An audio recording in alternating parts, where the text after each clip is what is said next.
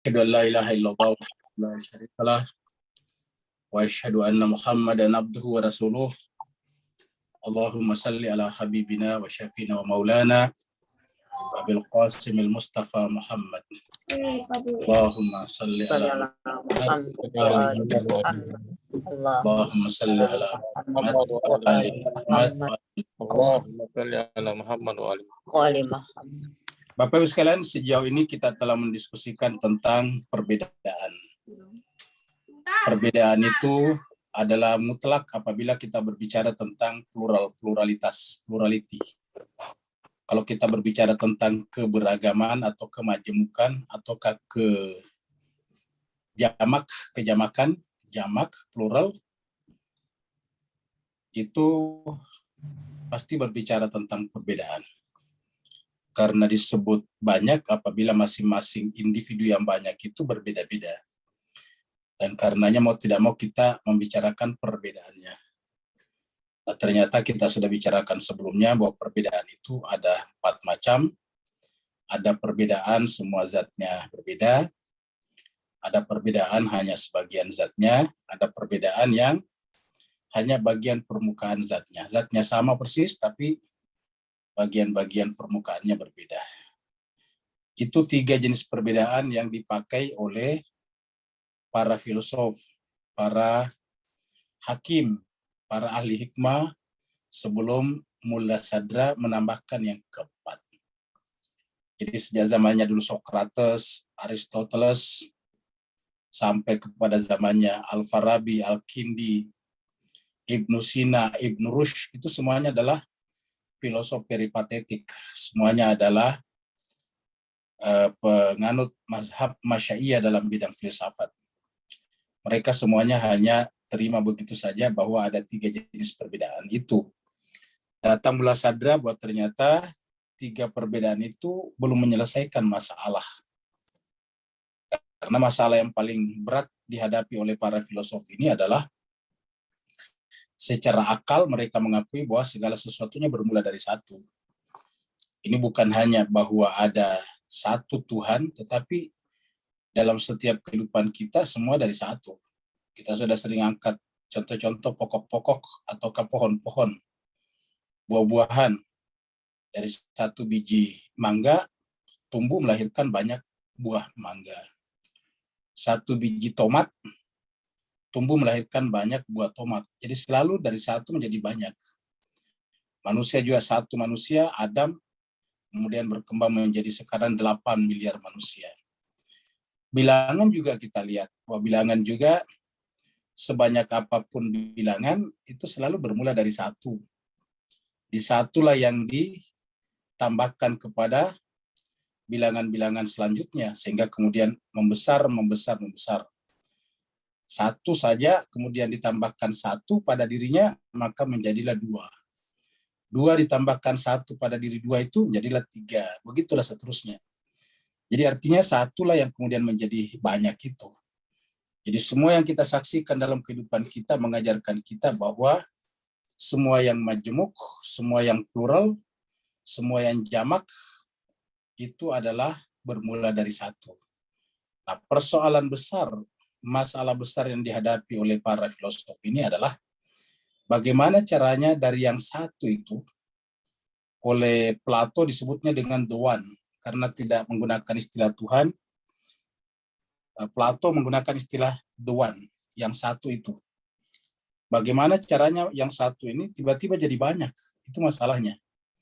Karena kalau misalnya Aristoteles menggunakan istilah prime cause atau penyebab pertama, sebab pertama. Nah, maka pertanyaannya bagaimana sebab pertama itu bisa menjadi tiba-tiba turun menjadi banyak. Kita semua sepakat, kata para filosof. Yang pertama adalah yang satu.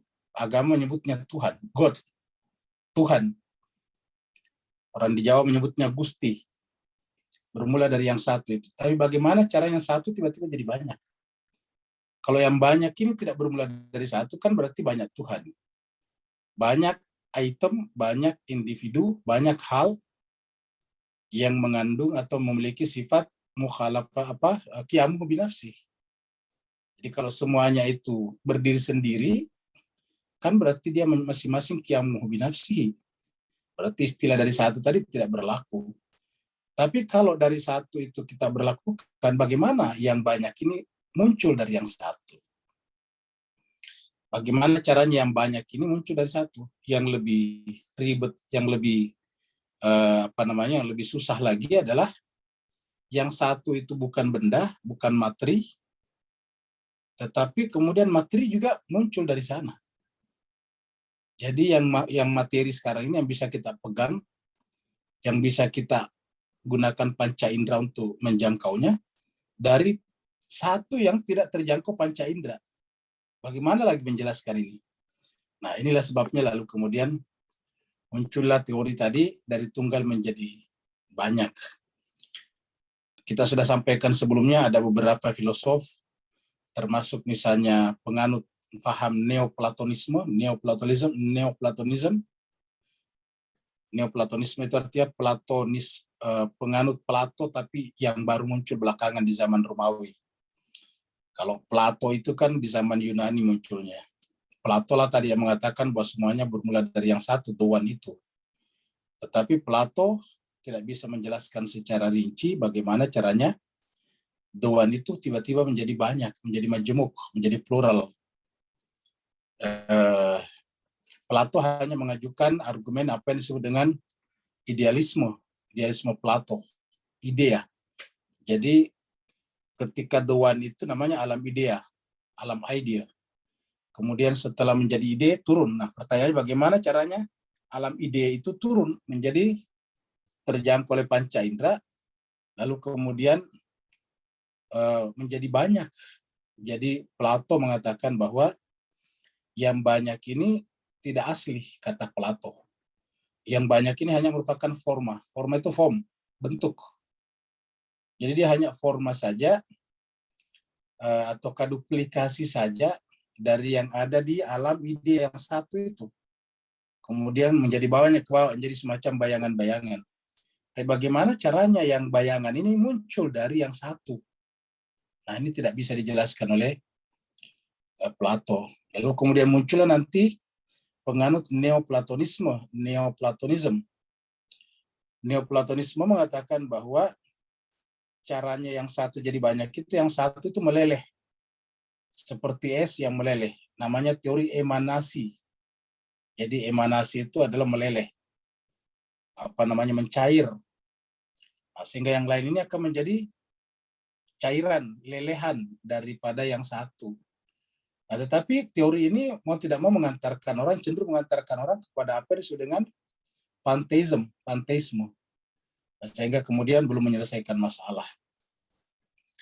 Datang nanti orang seperti Syuhrawardi atau disebut dengan Syekh Al-Maktul, Syekh Al-Ishraq. Dia adalah syekhnya cahaya, pemancaran. Karena dia datang dengan teori cahaya. Bahwa yang satu itu ibarat cahaya, begitu dia memancarkan cahayanya, maka kemudian lahirlah pluralitas. Jadi pluralitas atau plurality, jamak, banyak itu muncul dari yang satu melalui iluminasi. Jadi bukan emanasi, bukan emanation, tapi illumination. Jadi iluminasi. Nah, itu adalah teorinya Syuhrawardi, murni Syuhrawardi. Filosof Islam juga. Nah, jemaah sekalian, lalu kemudian dijelaskanlah tentang iluminasi itu tadi. Tapi mereka tetap menggunakan 3 jenis perbedaan tadi. Lalu kemudian datanglah Mullah Sadra mengatakan bahwa memang tidak bisa selesai ini masalah kalau perbedaan kita hanya hentikan pada 3 jenis perbedaan saja, yaitu perbedaan pada semua sifatnya, perbedaan pada sebagian sifatnya atau zatnya, jadi perbedaan pada semua zatnya, perbedaan pada sebagian zatnya, persamaan pada zatnya tetapi berbeda di permukaannya saja.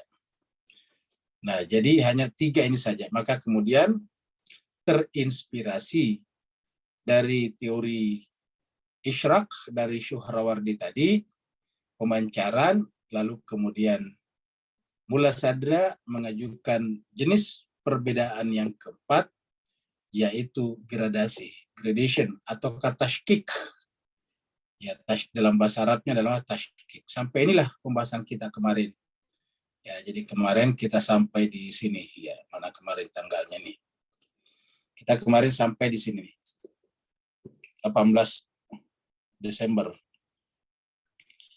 Nah, jadi kita ulangi sedikit lagi kemarin ini, ya. Jadi ini penjelasan daripada terjemahan daripada ini yang benar. Ini yang benarnya dari sini mulainya. Jadi wal haqqu annahu hakikatun wahidatun musyakkikah. Ya, jadi yang sebenarnya itu adalah hakikat daripada segala sesuatu cuma satu, yaitu musyakkikah, gradasi. Ya, jadi kita langsung ke sini. Yang benar ialah bahwa wujud merupakan hakikat tunggal yang bergradasi. Jadi wujud, ingat tema utama kita ini wujud. Kita ulangi Bapak Ibu sekalian, kalau kita berbicara tentang filsafat atau hikmahnya Mullah Sadra, guru daripada Imam Khomeini, guru daripada Allamah Tabatabai, guru daripada Taqi Misbah-Yazdi dan sebagainya, itu adalah pembicaranya tentang wujud. Jadi pembicaraan didominasi oleh kata wujud, kata ada, kata existence.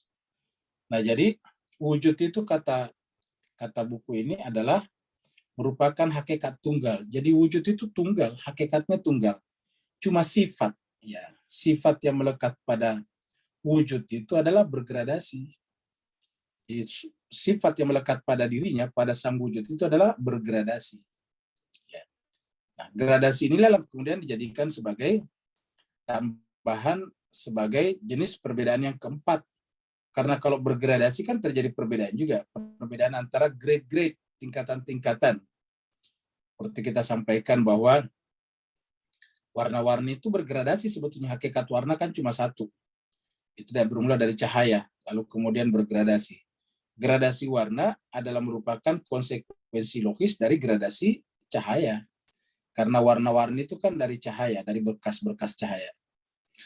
Makanya biasa kita menyaksikan pelangi. Pelangi itu adalah gradasi sebetulnya. Cuma kita tidak melihat perubahan kecilnya sehingga tiba-tiba berubah jadi warna yang sangat-sangat berbeda. Ya, warna-warnanya sangat berbeda. Ada biru, ada kuning, dan sebagainya. Padahal itu sebetulnya gradasi.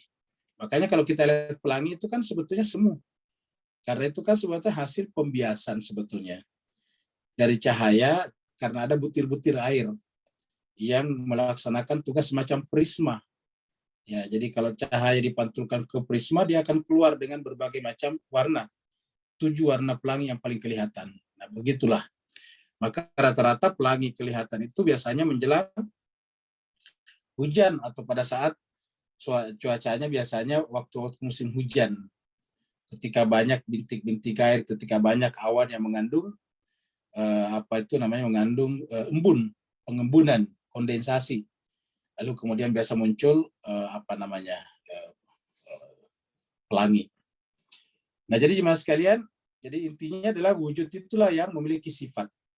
Sifat yang melekat pada dirinya, satu tunggal, yang kedua bergradasi. Jadi wujud itu tidak bisa dibagi karena wujud itu tunggal. Begitu dibagi kan berarti tidak tunggal namanya. Satu, tetapi pada saat yang sama walaupun dia tunggal memiliki sifat bergradasi. Bergradasi. Andai kata wujud bukan merupakan hakikat tunggal, maka niscaya hakikat-hakikat ya, atau entitas-entitas di alam luar, eksternal itu dari luar panca indera kita, akan menjadi sepenuhnya berbeda. Karena benar-benar berbeda. Karena berbeda zatnya namanya. Ya. Sedangkan yang namanya wujud ini kan hakikatnya tunggal, zatnya tunggal. Konsekuensinya atau akibatnya, konsep wujud yang merupakan konsep tunggal, bukan hanya tunggal dalam pengertian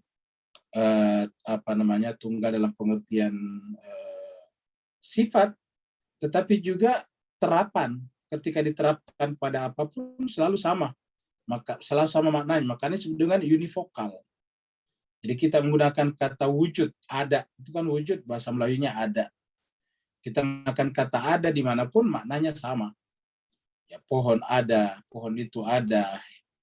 sapi ada, Singapura ada, Jakarta ada, itu sama semuanya kata ada di sana. Ya. Jadi semua kata ada di situ ada. Kuala Lumpur ada, Johor ada, semuanya kata ada di situ sama maknanya, tidak berbeda.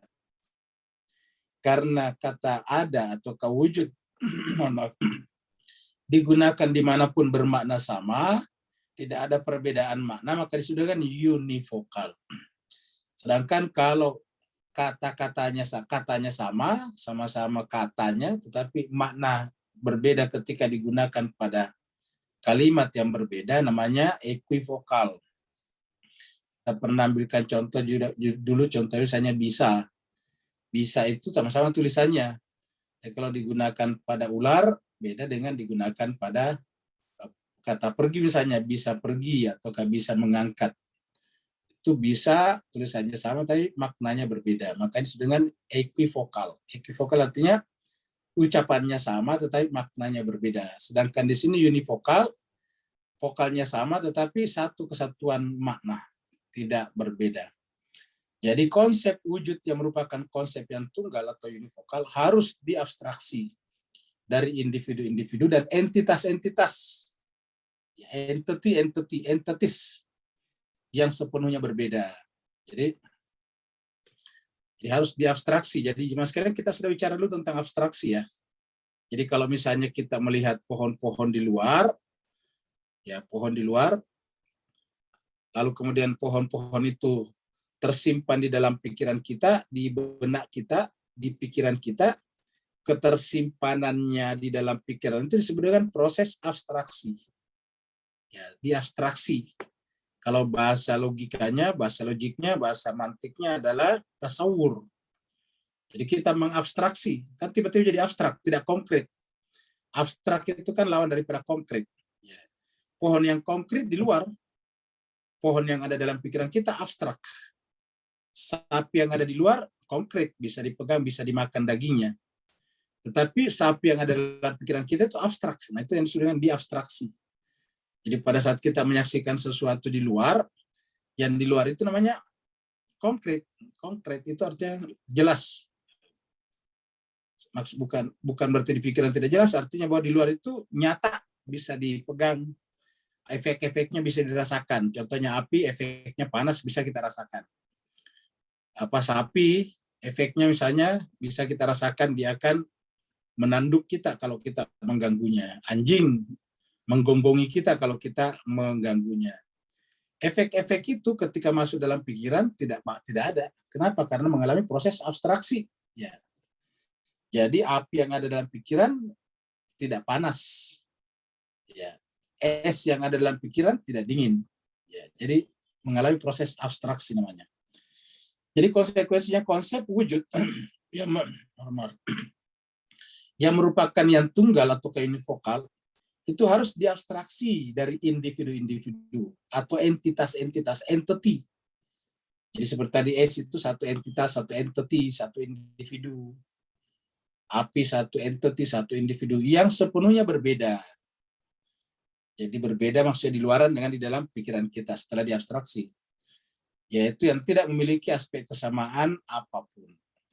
Ya, jadi dikatakan kalau itu terjadi ini mustahil. Jadi artinya bahwa ini caranya Mullah Sadra memberikan sanggahan kepada mereka yang berkata bahwa perbedaan itu hanya 3 unsurnya saja. Tidak memahami, tidak menambahkan yang disebut dengan gradasi atau tashkik. Penjelasan tentang kemustahilannya adalah mesti terdapat kesatuan esensial. Harus terdapat kesatuan esensial antara konsep. Konsep itu bahasa Arabnya mafhum. Mafhum atau konsep itu letaknya di pikiran. Dengan individu. Individu itu yang di luaran tadi. Yang ada di luar. Di luar panca indera kita. Di depan mata kita. Nah, individu ini harusnya menjadi apa? Menjadi misdak, petunjuk, indikasi, indication. Ya, atau sesuatu yang ditunjuknya. Jadi misalnya kata manusia itu kan abstrak. Mafhum. Yang kita pahami itu manusia.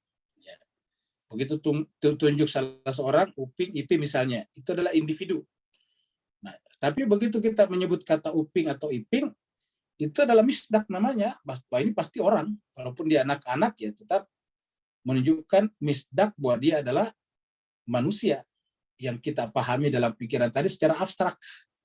Ya, Iping Uping itu adalah manusia yang benar-benar nyata, yang konkret di depan kita. Ya, jadi sedangkan yang dalam pikiran itu adalah abstrak. Jadi disebut dengan uping-iping atau siapa saja yang ada di depan kita, yang kita ajak bicara, itu namanya misdak, petunjuk. Ya, menjadi pembenar. Kan kata misdak ini kata-kata yang sidak, ya. Indikasi, ya, membenarkan tentang apa yang ada dalam pikiran yang sifatnya abstrak tersebut. Jadi misdak atau sesuatu yang ditunjuk olehnya. Perbedaan keduanya adalah konsep berada di alam mental. Jadi konsep itu di alam mental, perbedaannya. Di alam pikiran, ya. Jadi konsep itu kita sebut dengan wujud mental. Sedangkan yang konkret tadi disebut dengan wujud khariji, wujud luar. Jadi ada wujud luar, ada wujud mental. Perlu kita terangkan sedikit bahwa dalam ilmu mantik, wujud itu ada 3 macam. Bukan wujud sebagai wujud, tapi maksudnya hadirnya pada diri kita itu 4 macam tingkatan. Yang pertama di luar, ketika di luar panca indera kita namanya wujud khariji. Wujud khariji. Wujud luaran, wujud eksternal. Setelah masuk dalam pikiran kita, kan masuk dalam diri kita.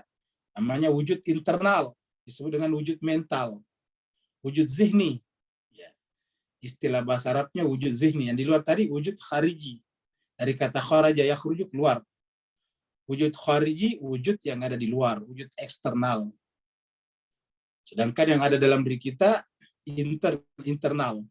Wujud di dalam diri kita. Kenapa? Karena sudah mengalami abstraksi. Artinya yang dipahami oleh pikiran kita, itu juga di luar sebetulnya. Tapi ketika masuk dalam pikiran kita, karena tidak masuk efek-efeknya, ya disebut dengan wujud mental, yang ada di mental kita. Ya. Jadi perbedaan keduanya adalah pada konsep di alam mental. Selain daripada wujud khariji, wujud eksternal, dan wujud mental atau wujud zihni atau wujud internal bahasa Inggrisnya, internal existence, maka ada lagi wujud lain, yaitu namanya wujud tulisan, wujud katbi. Katbi itu daripada tulisan.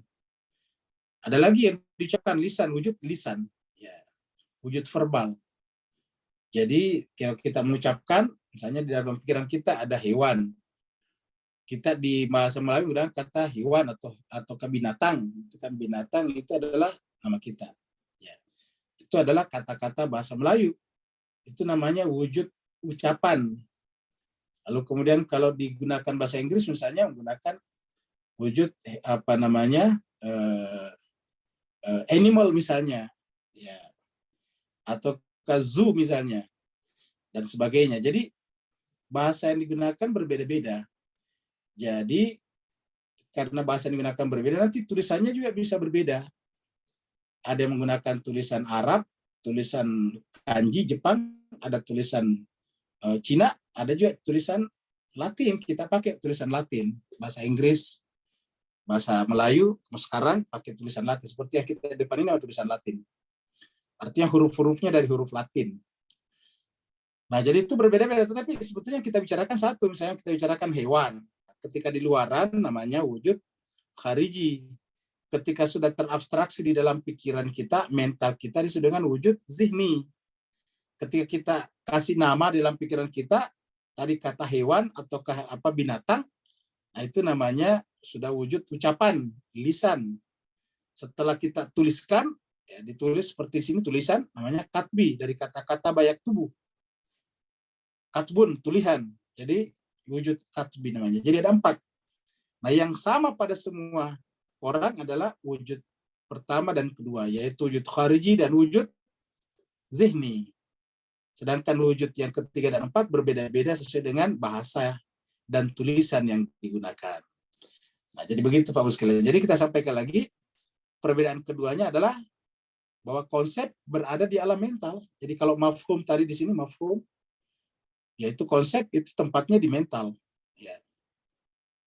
Makanya begitu orang mengalami mentalnya disorder, rusak, ya semua konsep-konsep itu rusak, kacau jadinya. Orang tidak menemukan rumahnya, orang tidak bisa menyebut nama dirinya, tidak menyebut siapa orang tuanya. Kan begitu kalau orang mengalami mental disorder biasanya. Nah, jadi kenapa? Karena semua tersimpan di mental kita. Jadi mental ini tidak boleh disorder, harus order. Harus tertata terus. Ya. Jadi konsep di alam mental. Sementara individu berada di alam eksternal. Tadi yang individunya di luar, yang disebut misdak itu berada di alam luar, alam eksternal, alam khariji, wujud khariji namanya. Oleh sebab itu atau oleh karena itu, jika konsep yang tunggal dari aspek ketunggalan itu sendiri, tunggal sebagai tunggal itu sendiri. Jadi ketunggalan kita bicarakan sebagai ketunggalan, atau yang bermakna univokal. Jadi tunggal beneran, tunggal dalam tulisan, tunggal dalam makna yang bermakna univokal, lawan daripada equivokal. Jadi ketunggalan itu sendiri, yakni ketunggalan, kuah ketunggalan, atau yang bermakna univokal, kemudian diabstraksi. Ya, diabstraksi, ingat ya, diabstrak, dia bikin abstrak. Ya. Abstraksi dari bahasa Inggris abstrak, dia bikin abstrak, lawannya konkret. Dari individu-individu yang beragam. Ingat tadi individu yang di luaran, ya, di luaran tadi, partikular. Ya, partikular. Individu-individu di luar yang beragam dari aspek keragaman itu sendiri. Yakni keragaman, kuah keragaman. Jadi ada ketunggalan, kuah ketunggalan, dan ada keragaman sebagai keragaman. Jadi ketunggalan sebagaimana dia tunggal, ragam sebagaimana dia ragam beragam. Sepenuhnya berbeda. Jadi kalau namanya tunggal ya pasti sama. Pasti bahwa yang kita bicarakan sama. Yang namanya tunggal, istilah apapun yang kita gunakan sama. Misalnya Tuhan itu tunggal. Kita menggunakan istilah Tuhan, kita menggunakan istilah God, kita menggunakan istilah Lord, kita menggunakan istilah Rahman, kita menggunakan istilah Rahim, kita menggunakan istilah apa saja. Selama yang kita bicarakan yang tunggal, ya berarti sama. Karena namanya tunggal itu tak terbagi. Jadi nama-nama yang kita berikan bisa berbeda-beda. Tapi zat yang kita bicarakan, ya tetap itu juga. Seperti misalnya, seseorang itu satu individu. Itu juga yang kita bicarakan. Bisa banyak nama-namanya. Bisa suaminya si A, bisa ayahnya si B. Ya, bisa juga saudaranya si C, kan begitu. Bisa juga putranya si D. Bisa. Ya, kita bicarakan itu juga. Ya, jadi Tuhan juga begitu. Nah, jadi kita ulangi lagi. Jadi kalau penamaan-penamaannya berbeda-beda bukan berarti bahwa dia keluar dari ketunggalannya. Ya, tetap dia tunggal sebagai tunggal tadinya. Jadi dari sini, jika konsep yang tunggal dari aspek ketunggalan itu sendiri, yaitu ketunggalan sebagai ketunggalan, berarti dia bermakna univokal. Kalau itu diabstraksi, ya, diabstraksi dari individu-individu yang beragam, jadi artinya diabstraksi dari individu-individu yang beragam, dari aspek keberagaman itu sendiri. Jadi ketika masuk dalam pikiran sebagai abstraksi, dia menjadi universal, tunggal, tetapi di luar itu individu-individu tetap dia beragam.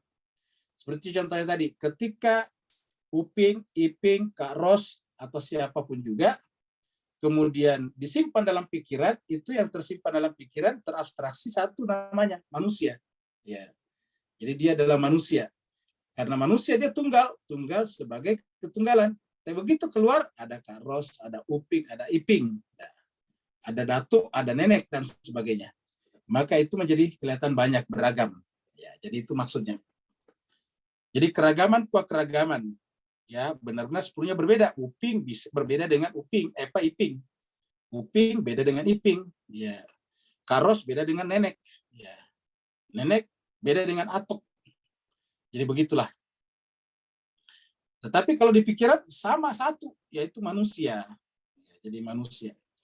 Maka berkonsekuensi bahwa ketunggalan dari aspek ketunggalan itu sendiri akan satu dan sama dengan kejamaan dari aspek kejamaan itu sendiri. Ya. Kalau kita anggap ini sama kata si penulis buku ini, maka itu adalah mustahil. Ya.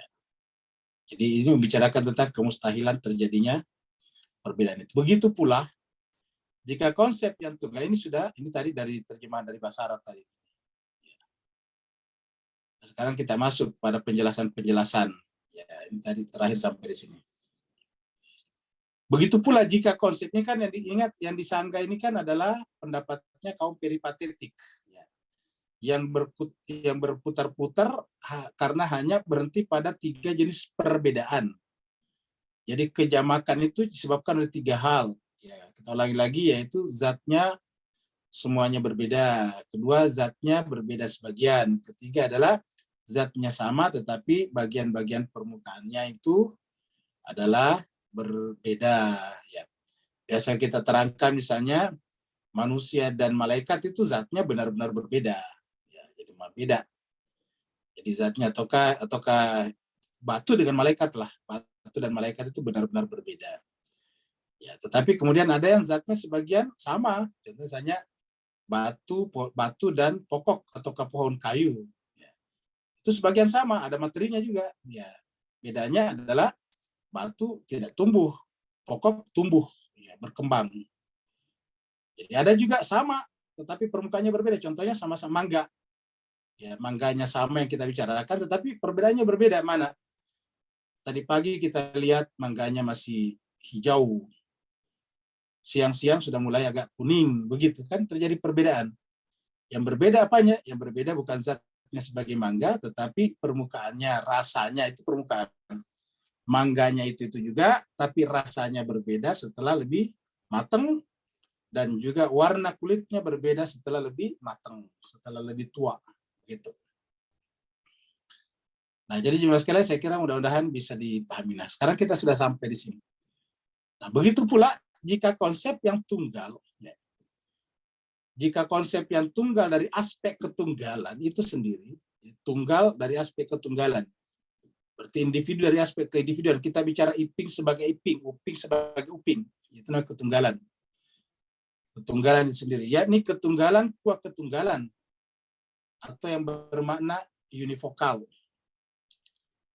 Kalau itu diabstraksikan, ya tadi diabstraksikan, ditarik ke dalam pikiran, diabstraksikan dari individu-individu, person-person, ya, dan entitas-entitas, entities yang berbeda dan beragam dari aspek keragaman itu sendiri. Jadi kita abstraksi dari individu-individu yang berbeda-beda dan beragam.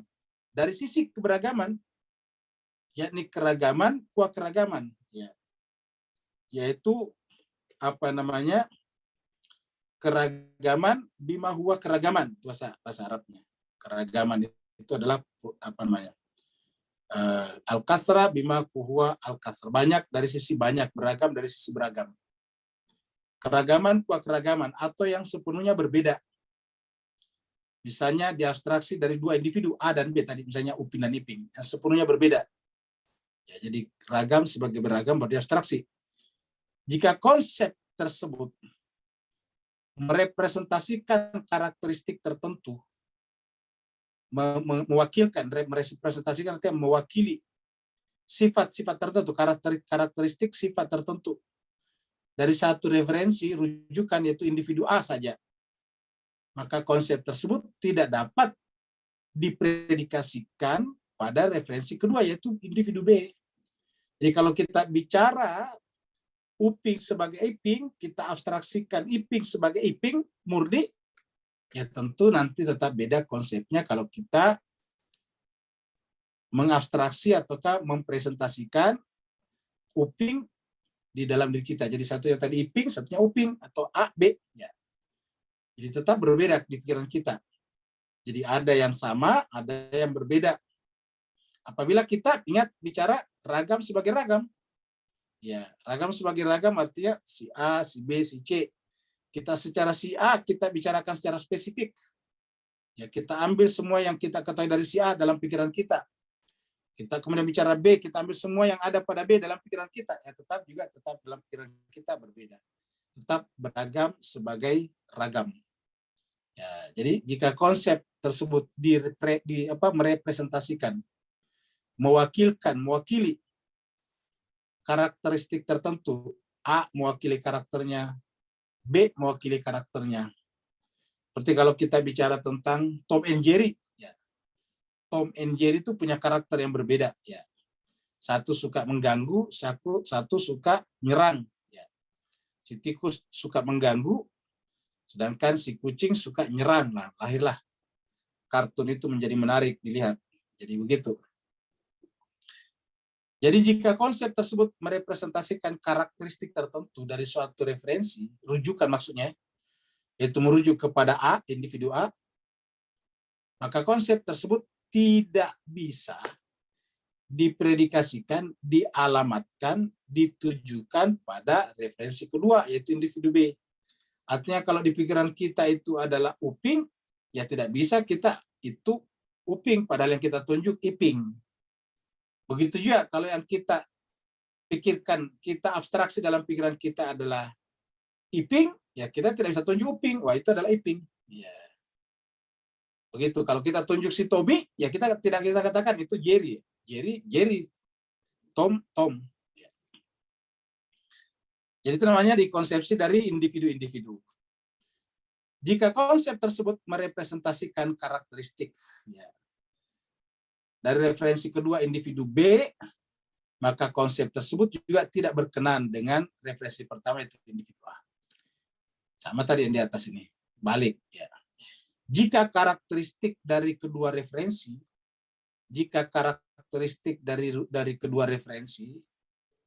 ya, terpresentasikan secara bersamaan. Jadi kalau karakteristik kedua referensi terpresentasikan secara bersamaan dalam konsep tersebut, maka konsep tersebut tidak akan berkenaan dengan referensi yang manapun. Ya. Dari kedua referensi, yaitu individu A dan individu B, tetap A, B, B. Jika konsep tersebut tidak merepresentasikan karakter yang berbeda dari kedua referensi, individu A dan individu B, person A dan person B, melainkan diabstraksi dari kesamaan kedua referensi tersebut, ini berarti konsep tersebut tidak diabstraksi dari individu yang beragam. Bapak Yus, mungkin siapa tahu supaya kita tidak agak-agak ruwet ya, tidak susah. Begini kira-kira kalau kita bahasakan dengan lebih bahasa kita di Asia Tenggara.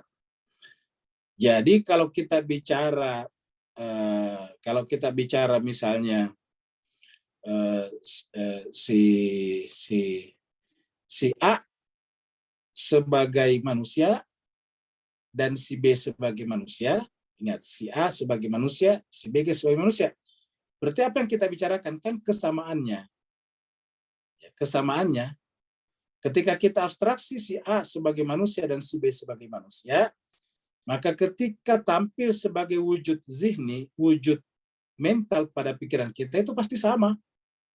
Sehingga ketika kita menunjuk A, itu mengatakan manusia, B manusia.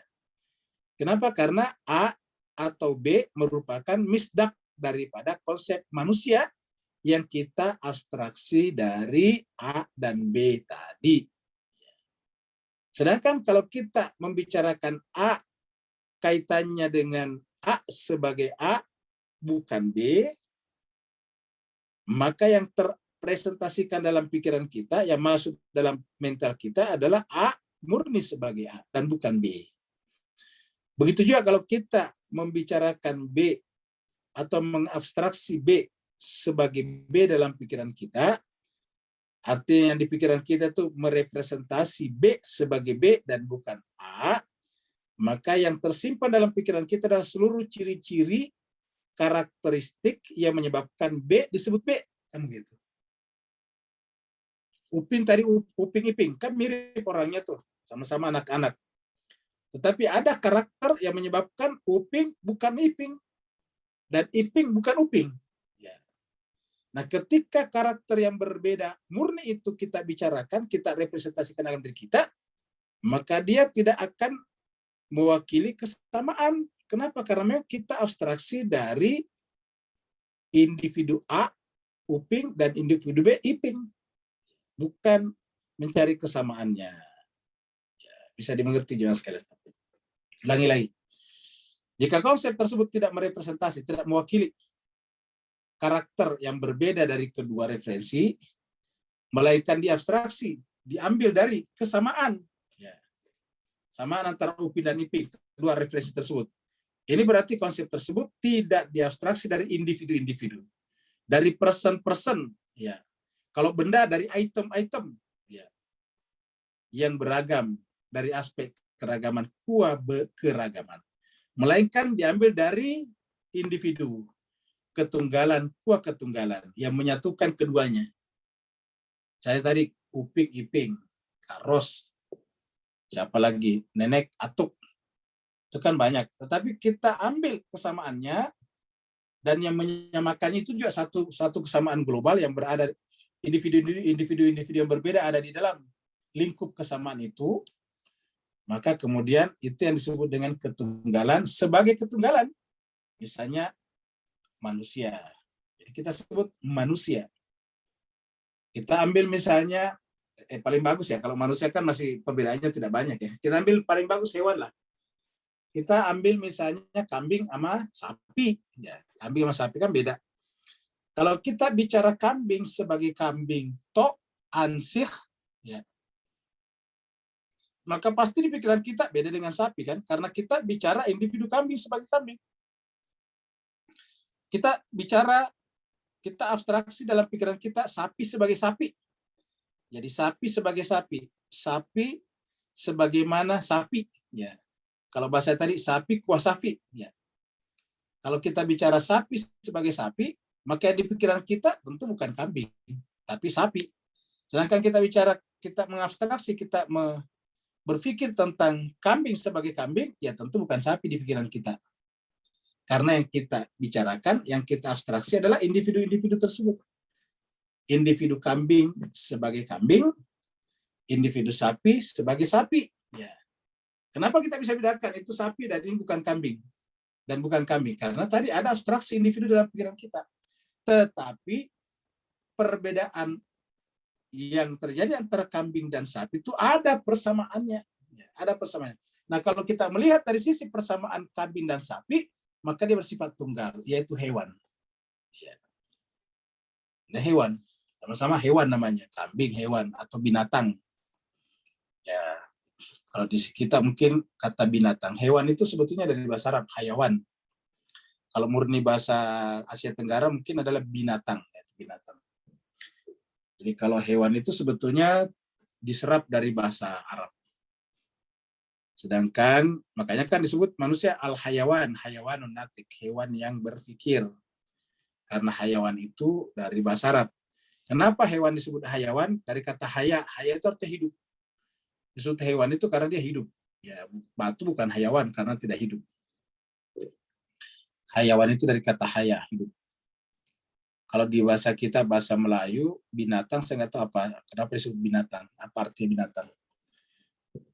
Ya, jadi jemaah sekalian, jadi kita ulangi lagi tadi, jika konsep tersebut tidak merepresentasikan karakter yang berbeda dari kedua referensi yaitu A atau B, A dan B, melainkan diabstraksi dari kesamaan keduanya, nah berarti konsep tersebut tidak diabstraksi dari individu-individu namanya. Tidak diabstraksi dari partnya, partikularnya. Ya, partnya sebagai kambing dan partnya sebagai sapi. Ya, itu kan partikular. Partnya sebagai uping dan partnya sebagai iping. Ya. Jadi tetapi kita abstraksi dari kesamaannya. Ya, maka kalau yang terjadi adalah kesamaannya, yang muncul nanti adalah bentuk ketunggalan. Ketunggalan sebagai ketunggalan. Gitu. Tapi kalau kita ambil dalam pikiran kita itu part-partnya, uping sebagai uping, iping sebagai iping, kambing sebagai kambing, sapi sebagai sapi, yang muncul adalah keragaman. Ya. Jadi ulangi lagi seperti itu Pak Buya. Jadi kalau kita mengambil masing-masing individunya, individu artinya kambing sebagai kambing, sapi sebagai sapi, harimau sebagai harimau, ya, yang muncul di pikiran kita itu adalah keragaman. Tapi kalau kita ambil kesamaannya yang mengikat, yang menyamakan semuanya, yang menyamakan antara harimau, kambing, sapi, apa yang menyamakan keduanya? Yaitu sama-sama hidup, berjalan, bergerak. Ya, maka disebut dengan hewan, karena hayawan tadi artinya hidup. Allah adalah Al-Hayyu, yang maha hidup. Ya, yang diberikan hidup atau yang hidup mendapatkan yang mendapatkan pemberian hidup dari Tuhan namanya hayawan. Makanya manusia termasuk hayawan. Kenapa? Karena manusia termasuk makhluk hidup hayawan. Ya, cuma bedanya manusia memiliki sesuatu yang tidak dimiliki pada hayawan-hayawan atau hewan-hewan yang lain, yaitu berpikir. Maka disebutlah manusia adalah al-hayawan an-natiq. Hewan tetapi dia berpikir. Sebagaimana abstraksi universal dari persamaan aspek yang dimiliki bersama-sama oleh individu yang tercakup dalam universal tersebut. Jadi kita gambarkan di sini Pak sekalian ya. Karena tadi ini ya. Ini. Ya, jadi kalau kita mengambil persamaannya, ya, berarti dia berada dalam lingkaran ini lingkaran persamaan. Semua yang ada di dalamnya, ya, semua yang ada di dalamnya ini bermacam-macam warnanya. Ya.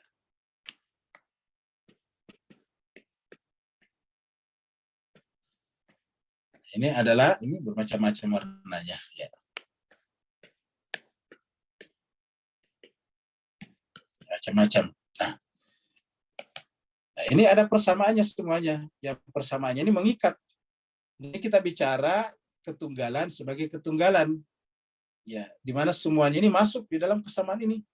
Jadi garis yang di luar ini, ya, warna biru muda ini adalah kesamaan yang mengikat semuanya. Tetapi bentuk-bentuk dan warna-warna yang berbeda menyebabkannya berbeda. Ini berbeda dengan ini, berbeda dengan ini. Artinya kalau kita bicara ini sebagai ini, ya beda dengan ini. Kalau kita bicara ini sebagai ini, ya beda dengan ini. Kamu gitu. Katakanlah ini adalah individu A. Sebagai individu A, beda dengan ini. Individu B. Individu B kita bicara secara individu B, beda dengan yang ini. Nah, begitulah seterusnya. Nah, kalau kita bicara individu per individu, ataukah kita bicara dia sebagai dia, yang bersangkutan sebagai yang bersangkutan, maka lahirlah pluralitas karena berbeda-beda. Ya. Tapi perbedaan-perbedaan ini berada di dalam platform, berada di dalam tataran yang sama yang menyamakannya tadi.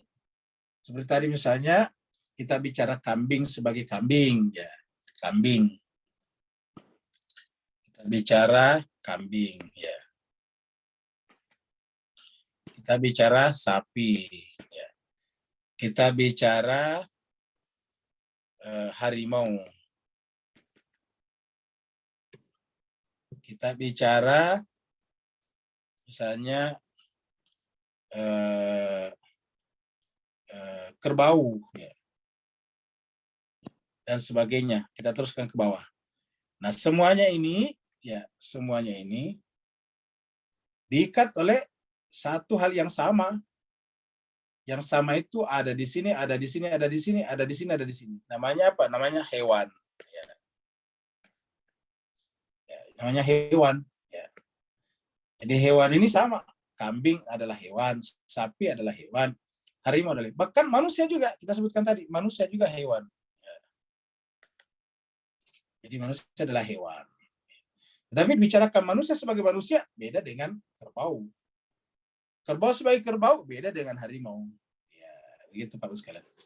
Jadi artinya apa? Kita bicara individu sebagai individu kerbau, kita bicara manusia sebagai individu manusia, ya beda dengan yang lain-lain. Tetapi ingat, dalam perbedaan individu-individu itu ada persamaannya yang mengikatnya. Sehingga bisa diberikan nama bersama, namanya hewan. Jadi ketika kita abstraksi semuanya dengan menafikan, dengan menolak, dengan tidak masukkan perbedaan-perbedaannya, nah maka masuklah dalam suatu kesamaan yang disebut dengan hewan.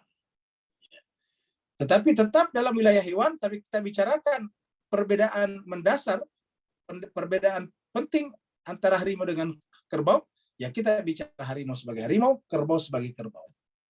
Begitu Pak Ibu sekalian.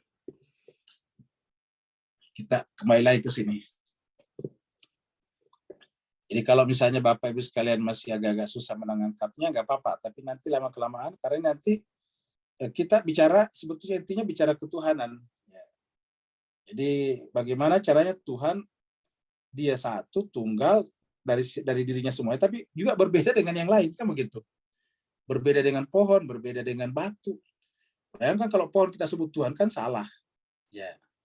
Tapi bagaimana menjelaskan itu pohon yang bukan Tuhan, batu yang bukan Tuhan, matahari, rembulan yang bukan Tuhan, tapi dari Tuhan lah. Gimana coba? Nah, ini kan yang agak susah dijelaskan ini. Kalau kita mengatakan air itu dari es meleleh, ya kan gampang. Ya. Karena sifat-sifat yang ada pada air sama dengan sifat-sifat yang ada pada es. Bedanya esnya padat karena temperaturnya rendah, maka dia membeku. Begitu dia mulai agak tinggi temperaturnya, dia meleleh. Setelah meleleh, air juga. Jadi es dan air hakikatnya sama. Yang membedakan adalah temperaturnya, sehingga es adalah air yang membeku, sedangkan air adalah es yang mencair, kan sama. Nah, kalau itu kita pahami dari Tuhan, itu namanya pantheism. Ya. Nah, sekarang bagaimana menjelaskannya? Tuhan itu tunggal, tidak memiliki keserupaan, kan begitu Pak Uya? Laisa kamitslihi syai'un. Jadi dia tidak memiliki kesamaan dengan apapun juga. Dia tunggal. Tapi segala yang banyak ini berasal dari dia. Gimana menjelaskannya coba? Ya. Sapi berasal dari dia, ayam berasal dari dia, samudra berasal dari dia, bumi berasal dari dia, matahari berasal dari dia, Mars berasal dari dia, Venus berasal dari dia, bulan berasal dari dia, Jupiter berasal dari dia, galaksi Andromeda berasal dari dia, Milky Way berasal dari dia. Lah gimana coba? Banyak tetapi berasal dari dia. Kalau kita mengatakan banyak, masing-masing punya sumber, berarti banyak Tuhan kan? Nah, jadi inilah yang coba dijelaskan Pak Bu sekalian. Dan saya yakin dan percaya mayoritas kita tidak bisa menjelaskan bagaimana caranya satu, Tuhan itu tunggal dan tidak sama dengan yang lain, laisa kamitslihi syai'un. Tetapi yang kedua, semua yang lain berasal dari yang itu coba. Nah, inilah anunya. Agak sulitnya. Jadi di dalam Al-Qur'an Tuhan itu atau Allah itu tunggal, ya. Tunggal atau satu, ya. Satu dalam pengertian tunggal, ya. Dan ini yang pertama, dan tidak sama dengan makhluknya, laisa kamitslihi, tidak serupa dengan apapun juga, dan tidak, ya, tidak serupa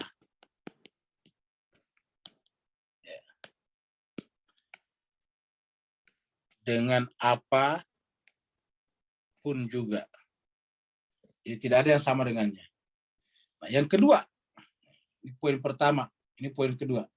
Yang kedua, segala sesuatu. Nah, ini kan ribet masalahnya di sini. Segala sesuatu itu apapun, yang besar ataupun yang kecil, yang makro ataupun yang mikro, yang zahir ataupun yang batin, segala sesuatu itu berasal dari Tuhan atau Allah yang tunggal atau satu itu. Nah, coba bagaimana menjelaskan ini Pak Ustaz? Ya. Jadi ini dua premis kita terima. Pertama adalah, ini adalah proposisi pertama, Tuhan itu adalah satu, tunggal. Dan tidak ada yang serupa dengannya. Ini kalau orang Islam sudah gampang karena memang ada di Quran. Tapi dengan akal juga bisa diterima. Tuhan itu, yang namanya Tuhan itu adalah satu, tidak mungkin dua. Tunggal. Kata satu, bisa ada dua. Kalau tunggal tidak ada duanya. Dan bukan hanya tidak ada duanya, tapi tidak serupa dengan apapun juga. Jadi benar-benar berbeda dengan yang lain. Ya. Jadi tidak ada yang sama dengannya. Laisa kamitslihi syai'un. Ya. Dalam Al-Quran dikatakan mukhalafatul lil hawaditsi. Mukhalafatul, berbeda dengan apapun yang baru. Selain Tuhan itu baru. Selain Tuhan itu namanya hawadits, baru. Hadits itu baru. Itu namanya hawadits. Jadi selain Tuhan, selain yang satu itu adalah baru. Karena semua yang baru dari dia. Maka karena dia berbeda, namanya mukhalafatul lil hawaditsi. Atau dalam Al-Quran, laisa kamitsli syai'un. Tidak ada serupa dengannya. Tidak serupa dengan apapun juga. Tetapi yang kedua, bisa diterima dengan akal, dengan bahkan harus begitu. Segala sesuatu yang berasal dari Tuhan, segala sesuatu juga berasal dari Tuhan. Jadi segala sesuatu itu apapun juga berasal dari sini, gitu. Ya. Segala sesuatu apapun juga tadi, alam semesta, malaikat, jin, ya. Manusia, hewan, tumbuhan, akal, pikiran, hati, nurani, segala sesuatu berasal dari Tuhan yang tunggal atau satu itu. Nah, bagaimana menjelaskan yang ini benar-benar banyak padahal berasal dari satu? Yang ini benar-benar berbeda padahal sumbernya yang satu. Gimana menjelaskan ini Pak Ustaz? Kalau yang banyak itu sumbernya satu dan sama, nggak masalah. Ya, contohnya tadi, buah mangga yang banyak dari satu, tapi kan sama. Jadi, misalnya kita lihat di sini, ya kita tanam mangga di sini. Kita tanam mangga di sini, biji mangga di sini. Ya. Kemudian dia tumbuh. Ya. Katakanlah kita tanam di tanah. Ya. Lalu kemudian dia tumbuh ke atas. Ya. Jadi pohon mangga besar, ya kan begitu. Lalu kemudian tangkai-tangkainya, kan begitu. Lalu kemudian berbuah nantinya di sini. Ya. Lalu kemudian di sini melahirkan banyak buah lagi, kan begitu. Banyak buah. Melahirkan buah yang banyak ini. Ya. Nah, jemaah sekalian, bagaimana ini gampang menjelaskannya. Kenapa? Ya. Karena buah-buah ini sama dengan ini, kan? Ya, nanti kalau kita makan buah yang ini, bijinya pasti sama dengan biji yang kita tanam di sini. Ya, buah yang kita ambil di sini, bijinya sama dengan yang ini. Tapi masalahnya coba di sini. Yang banyak ini, ya, segala sesuatu selain Tuhan kan banyak ini. Ya. Tetapi tidak ada yang serupa dengan Tuhan. Kalau ini kan serupa nih. Yang banyak ini dari sini tapi serupa. Ya. Nah, masalahnya adalah ini. Segala sesuatu yang banyak, yang plural, yang beragam ini, itu berasal dari dia, Allah, Tuhan yang tunggal, tetapi berbeda. Tidak ada yang serupa dengannya sama sekali. Makhluk tidak ada yang serupa dengan Tuhan. Dan Tuhan tidak ada yang serupa dengan makhluknya. Nah, inilah bagaimana menjelaskan kira-kira Pak Bu sekalian. Ya. Kalau kita tidak bisa menjelaskannya, kan berarti ini kita hafal aja. Kita cuma hafal. Kita cuma hafal. Tuhan itu tunggal. Semua selain Tuhan adalah makhluk. Ya. Makhluk ini berbeda dengan Tuhan. Terus kita tahu kenapa bisa berbeda pada sumbernya sama. Nah, inilah yang dicoba dijelaskan oleh para arif bijaksana berdasarkan kerja-kerja pikiran mereka dan renungan-renungan musyahadah mereka. Ya, dengan ilmu huduri mereka. Ya. Jadi ulangi lagi tadi. Ya, jadi kita baca cepat karena sudah sudah kita terangkan tadi.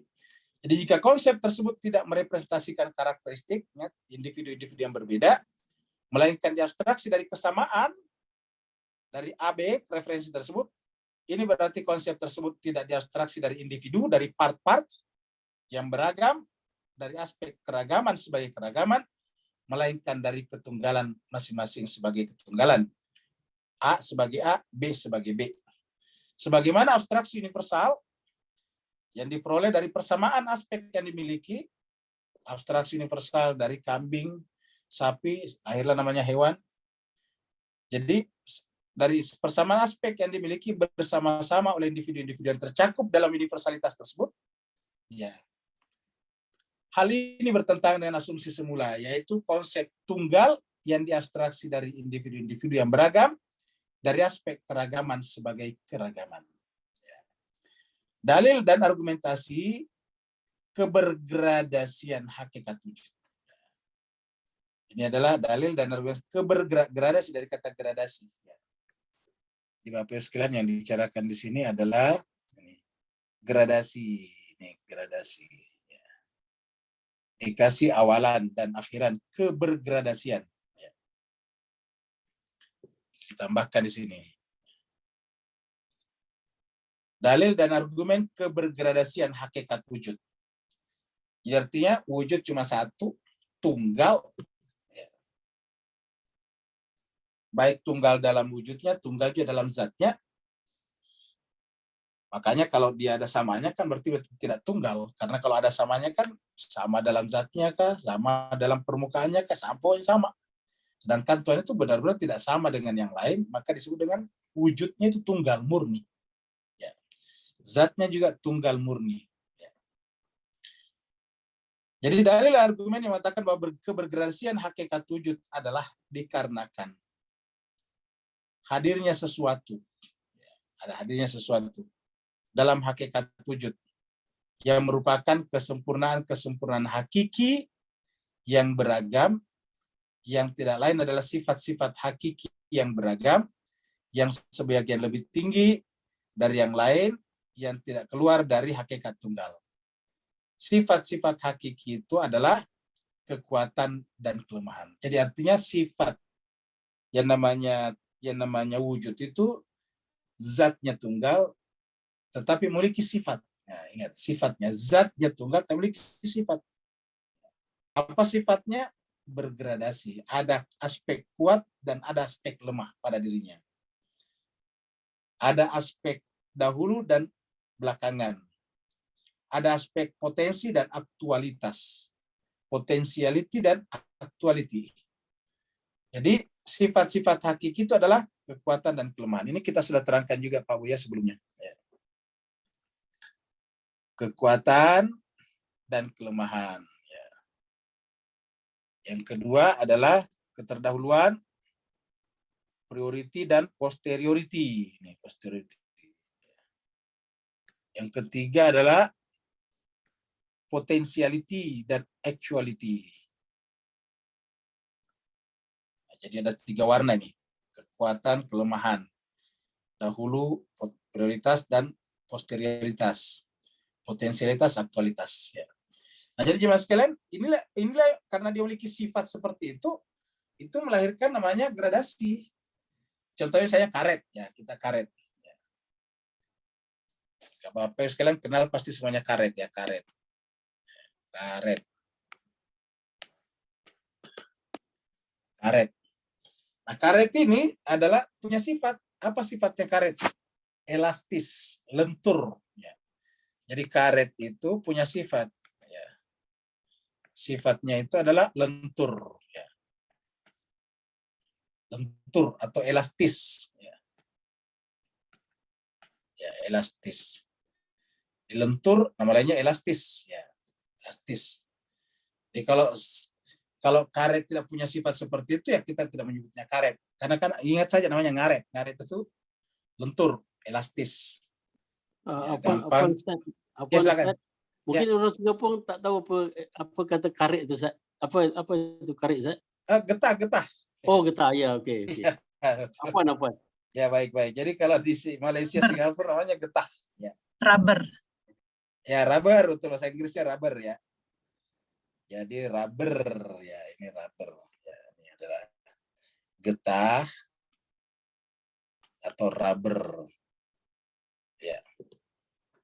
Nah, jadi jemaah sekalian ini adalah getah. Kalau di Indonesia namanya karet. Ya. Jadi pohon getah, pohon karet. Ya, itu juga karet ini dibuat itu apa namanya? Mainan anak-anak biasa. Buat ngikat rambut itu karet. Ya.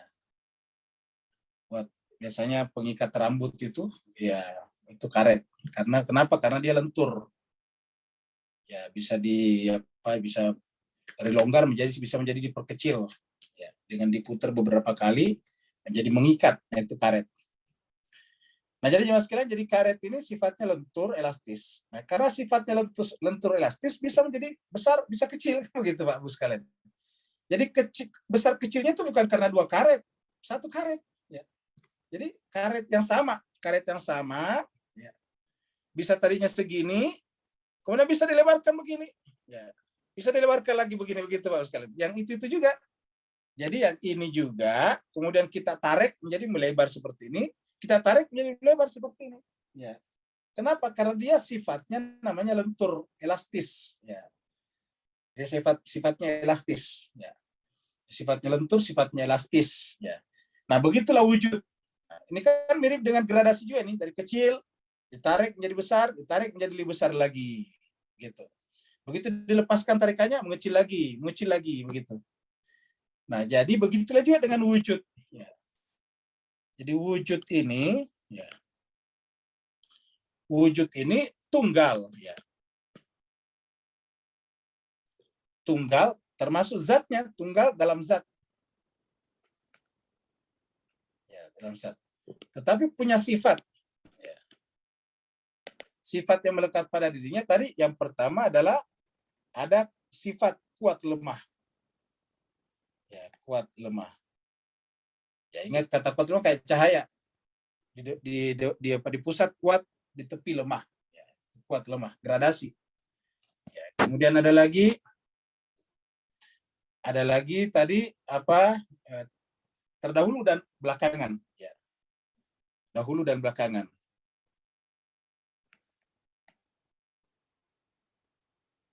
Ya, dahulu dan belakang kita artikan tadi apa ya, priority dan posteriority. Ya. Yang ketiga adalah yaitu potentiality dan actuality. Potensialitas dan aktualitas. Ya.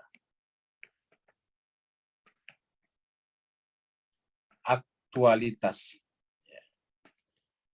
Nah, jadi inilah yang melahirkan gradasi namanya. Jadi ini yang melahirkan gradasi. Ya. Ini yang melahirkan gradasi. Ya. Tingkatan-tingkatan. Seperti apa? Seperti air, kita jatuhkan air, melahirkan gelombang bergradasi. Ya. Nah, jadi jemaah sekalian, inilah. Jadi sifat hakikinya wujud seperti itu. Ya, ada kuat, ada lemah, dahulu, belakangan. Seperti contohnya misalnya kalau kita tadi, ya, kalau kita anggap ini air ya, kalau kita anggap semuanya ini adalah air, lalu kemudian kita jatuhkan dari atas ini, ya, ada batu di sini kita jatuhkan, lalu kemudian jatuh di air sini. Ya. Maka nanti akan melahirkan ini gelombang begini kan, ya. Gitu. Gelombangnya semakin dekat sini semakin besar, semakin jauh semakin kecil. Ya, ini namanya gradasi. Nah, jadi bergradasilah antara yang paling besar. Nah, yang besar ini pasti lebih duluan daripada yang kecil sini. Yang di dekat sini pertama pasti dia terdahulu. Yang kedua adalah dia adalah lebih kuat. Yang ketiga adalah dia lebih besar potensinya. Karena semua nanti aktualitas di sini dia berasal dari sini.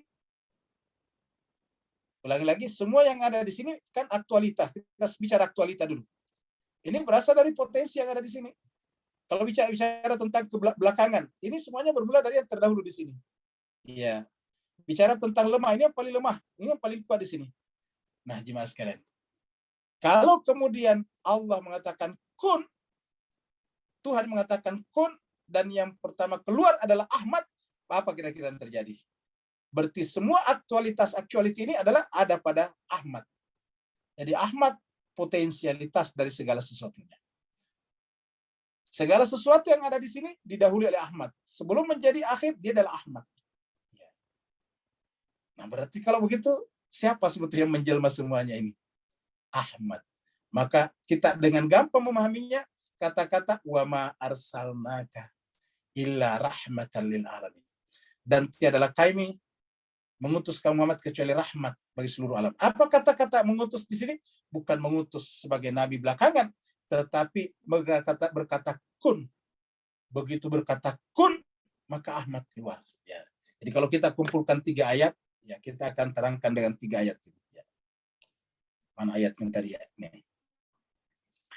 Kita menyebut surat Yasin. Ya. Ayat terakhir. Innama amru iza arada syai'a an yaqula lahu kun. Kan begitu. Jadi kun ini adalah masa atau sesaat sebelum yang lain ada. Tadinya kan Tuhan cuma sendiri tuh. Kalau bahasa Irfan kita mengatakan kan makhfiyan. Perbenaran tersembunyi. Kenapa tersembunyi? Ya nggak ada yang mengenalnya, nggak ada selain dirinya.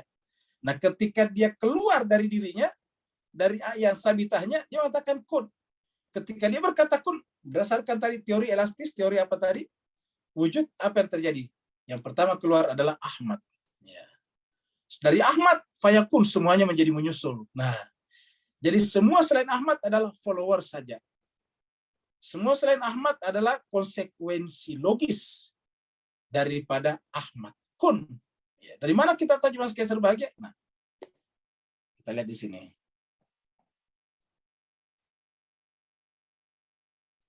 61 ayat 6. Wa idh qala Isa bin Maryam.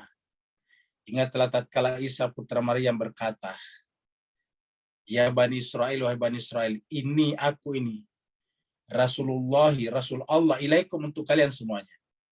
Untuk apa? Musaddiqan, membenarkan, lima baina yadaihi, membenarkan nabi-nabi sebelum saya. Artinya apa? Saya ini adalah kelanjutan.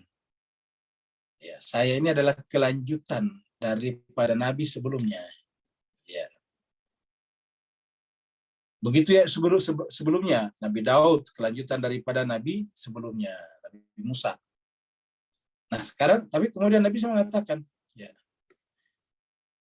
mustaddiq kalimat minat Taurat wa mubasyiran, memberikan kabar gembira dirasuli dengan rasul ya'ti, akan datang mimba di setelahku. Ya, artinya apa? Akan ada rasul terakhir mimba di ismu, maksudnya apa ini? Ismu Ahmad. Ya. Ismun itu kan bendanya, wujudnya. Ya. Jadi yang datang nanti namanya Ahmad itu sebetulnya adalah isimnya Ahmad.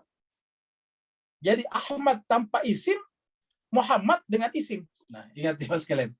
Ya. Jadi ketika dia punya isim, isim itu apa ya? Ini bisa diartikan name, bisa diartikan benda. Ya, kalau di bahasa Singapura dan Malaysia, benda. Ya. Apa ya? Nama, kata nama.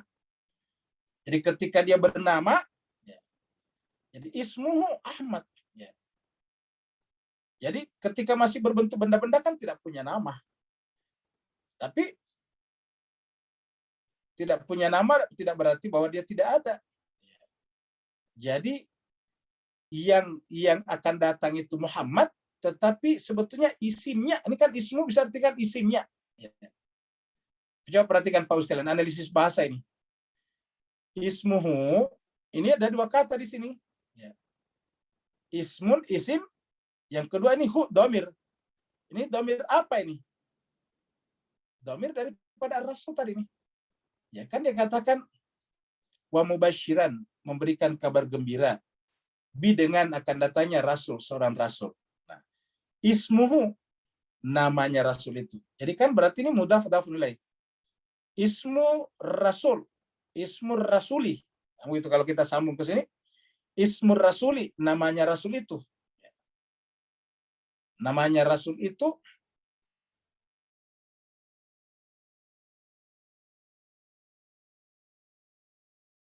Ahmad, bukan itu Ahmad punya, gitu.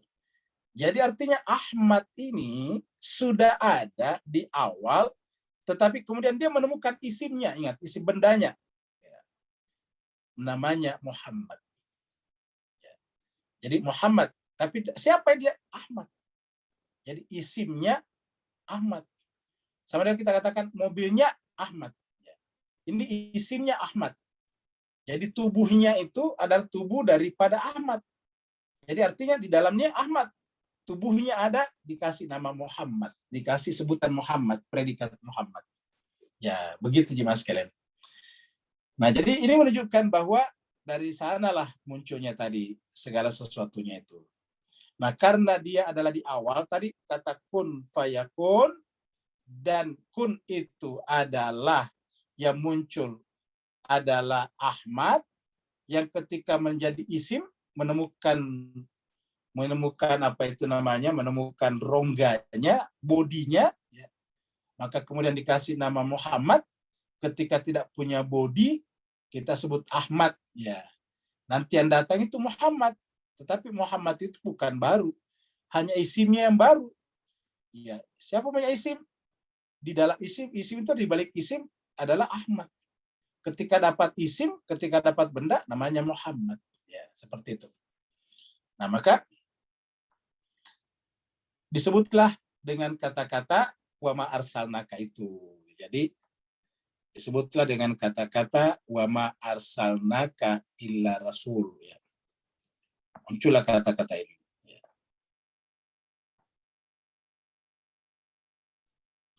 Wa ma arsalnaka illa rahmatan lil alamin. Jadi yang pertama tadi, innama amruhu iza arada syai'a an yaqula lahu kun fayakun. Jadi an yaqula kun fayakun. Jadi kata kuncinya untuk keluar dari sabitah ke khariji itu adalah kata kun. Setelah kun baru muncul khariji yang di luar, muncul belakangan. Nah, dari mana munculnya itu adalah kun. Siapa kun itu? Ahmad. Karena itulah kata yang paling terpuji. Ahmad. Ya. Kalau Tuhan tidak mengucapkan kata kun, semuanya tidak ada. Tidak ada yang memuji Tuhan. Nah, makanya Mas Keser bahagia, maka yang menyebabkan kita semuanya memuji Tuhan adalah karena Ahmad. Makanya disebut juga namanya saja Ahmad. Ya. Jadi wa ma arsalnaka illa rahmatan lil alamin. Disebabkan tiadalah kami mengutus kamu Muhammad kecuali sebagai rahmat lil alamin. Dan Allah mengatakan rahmatnya Pak wasi'ah kulla syai'. Dan karenanya rahmatnya meliputi segala sesuatu. Kenapa? Kun baru fayakun. Ya, rahmati wasi'at kulla syai'. Rahmatku meliputi segala sesuatu.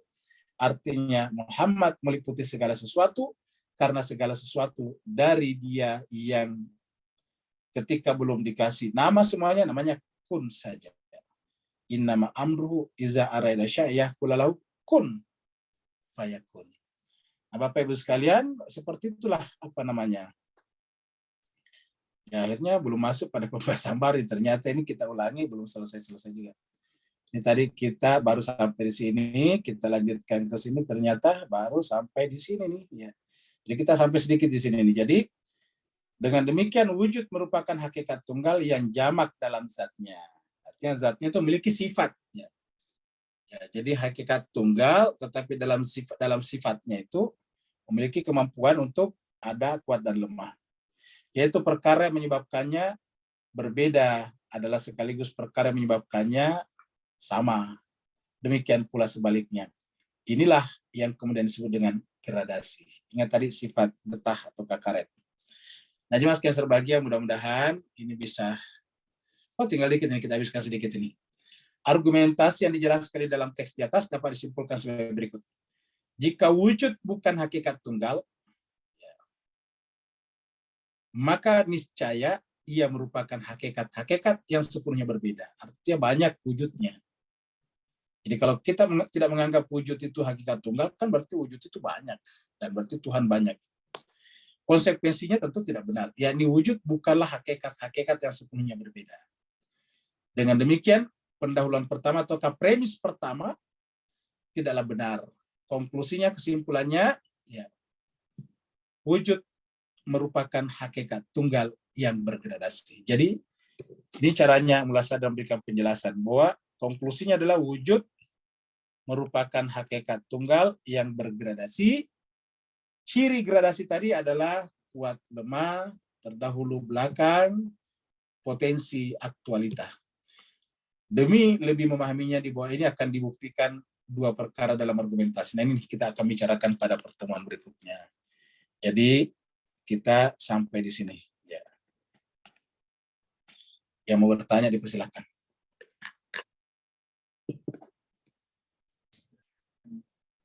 Assalamualaikum Ustaz. Waalaikumsalam warahmatullahi wabarakatuh. Alhamdulillah, barakallah fi. Ustaz, beri pencerahan kalau ibaratkan kita yang tak maksum ni adalah lampu sulur yang yang memerlukan bateri kuat. Lalu lama kelamaan dalam kehidupan ni bateri kita makin lemah. So ada keragaman dalam diri yang satu kita ni segi rohaninya, insaninya, haiwaninya. Beri pembetulan dan juga pencerahan bagi kami, Ustaz, agar kami lebih mi'raj sambil-sambil kami serak di bumi ini. Barakallahu fi. Afwan semua. Baik, terima kasih banyak. Ini menarik ya. Jadi jemaah sekalian, dalam diri kita sendiri sebagai manusia ini juga bergradasi sebetulnya tadi. Gradasinya dari kuat sampai lemah tadi. Ya, dari kuat sampai lemah. Yaitu yang paling kuat adalah akal. Akal itu adalah intisari, jauhar daripada rohani. Baru kemudian setelah itu muncullah kalbu. Ya. Lalu kemudian muncullah apa? Tubuh. Jadi yang paling lemah ini, yang paling di tepi, yang paling di ujung adalah tubuh kita sebetulnya. Jadi makanya kalau kita hanya memperhatikan tubuh kita, berarti kita hanya berhenti pada yang lemah saja. Orang yang berhenti pada yang lemah, mengurus yang lemah, dan menterlantarkan yang kuat, itu apa artinya? Namanya tertipu. Ya. Mengurusi badan yang lemah, mengurusi sesuatu yang potensinya sedikit. Ya. Potensinya sedikit.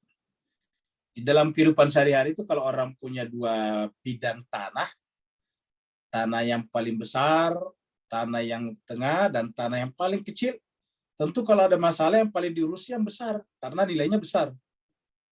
Ya, kalau misalnya yang kecil diterlantarkan tidak masalah karena sedikit. Nah, sekarang manusia ini justru terbalik, yang diterlantarkan yang besar, yang kuat. Yang diurusi yang kecil, yang sedikit. Bahkan boleh dikata tidak ada nilainya di sisi Tuhan. Kecuali amalannya yang dilakukannya. Yaitu tubuh kita. Ini kan tubuh ini nilainya ada apabila beramal. Jadi mata kita tidak akan bernilai kalau tidak dipakai beramal.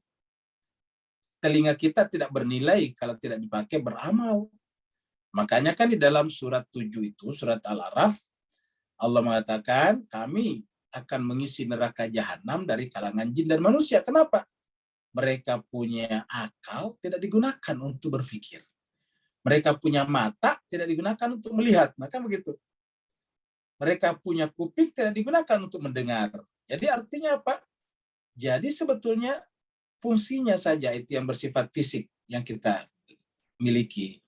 Jadi kuping, telinga tidak ada nilainya di mata Tuhan kalau tidak digunakan untuk mendengarkan tanda-tanda kebesaran Allah. Mata di kepala kita ini nggak ada nilainya di mata Tuhan kalau tidak digunakan untuk melihat tanda-tanda kebesaran Tuhan. Otak kita tidak ada nilainya di mata Tuhan. Kepala ini tidak ada gunanya di mata Tuhan kalau tidak digunakan berpikir, memikirkan tanda-tanda kebesaran Tuhan. Nah, jadi dengan demikian jemaah sekalian berbahagia, ya, tubuh kita ini sebetulnya tidak bernilai kecuali amalnya. Ingat, tubuh kita ini tidak bernilai kecuali amalnya. Kenapa mesti harus amal? Karena amal itu menggerakkan kita dari tepi ke tengah. Ya. Dari amal itu menggerakkan kita dari tepi ke tengah, dari yang lemah kepada yang kuat. Nah, tadi.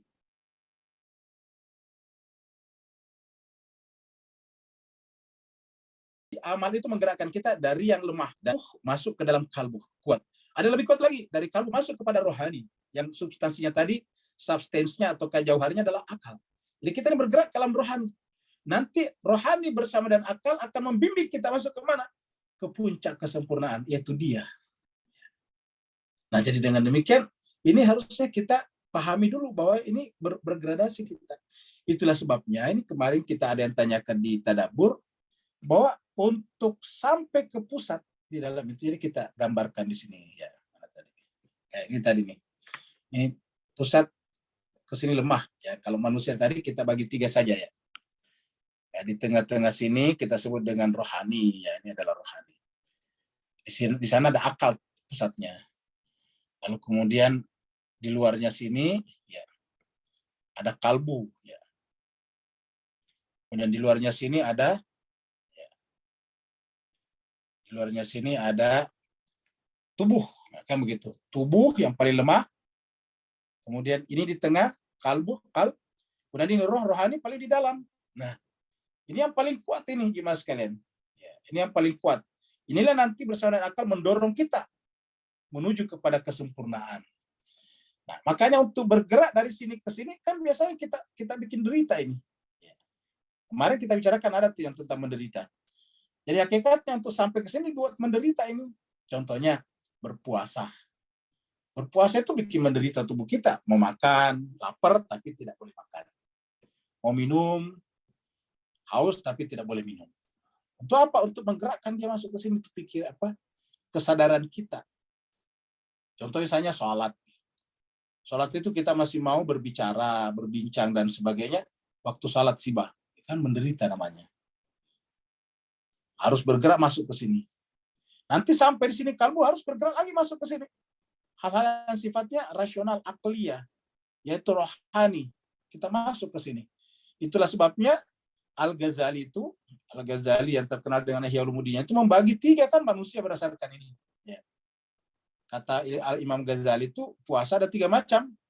Dan ini dipakai juga di kalangan Ahlul Bait. Jadi ada 3 macam itu orang berpuasa. Bahkan mengatakan bahwa kutipan itu sebetulnya dari Imam Ja'far, dari Abu Abdillah. Nah, jadi kita lihat. Yang pertama katanya orang berpuasa hanya mempuasakan tubuhnya saja. Ya. Jadi ada orang berpuasa mempuasakan tubuhnya. Namanya puasa awam. Awam. Puasanya orang awam, orang umum. Awam itu bentuk jamak dari awam. Kemudian, jadi kalau cuma tidak makan, tidak minum saja, ya itu puasa awam. Tidak makan, tidak minum, tetapi mata masih kemana-mana. Kuping masih kemana-mana. Kaki masih kemana-mana. Nah, itu namanya puasa awam. Masuk ke sini puasa hati, puasa kalbu. Ya. Yaitu orang khawas. Ya, khawas. Khawas itu adalah sudah khusus. Yang dipuasakan bukan hanya perutnya saja, tetapi yang dipuasakan juga adalah kupingnya, matanya. Pokoknya panca inderanya semuanya dipuasakan. Khawas. Lalu kemudian ada lagi yang masuk lebih dalam lagi, namanya khawasul khawas. Ataukah khasul akhwas, khasul khawas. Khasnya khawas, khasnya khas. Ya, intinya inti, khususnya khusus. Ya. Nah, di sini di dalam yang dipuasakan apanya? Bukan hanya perutnya, bukan hanya panca inderanya, tetapi juga pikirannya. Apa pikirannya? Hanya tertuju kepada yang satu, huwa. Ya, hu, begitu. Nah, jadi yang dipikirkan cuma dia. Untuk apa? Untuk mengantarkan dia menyatu dengan sang kekasih. Nah, orang yang berpuasa paling banyak di luar sini, hanya sedikit orang berpuasa masuk ke sini. Nah, seperti itu Bapak Ibu sekalian. Ada lagi yang lain? Ada Ustadz pertanyaan dari Bu Yeni. Silakan. Ustadz.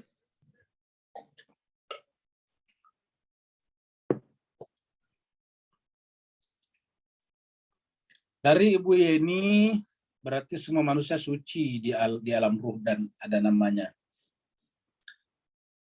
Mohon percaya. Betul. Jadi semua manusia suci di alam rohani.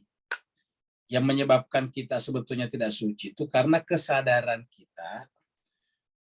kita tadi itu terbajak, hijacking, ya, terhijack. Jadi kita punya kesadaran itu hijack. Dihijack oleh apa? Oleh tubuh. Ya.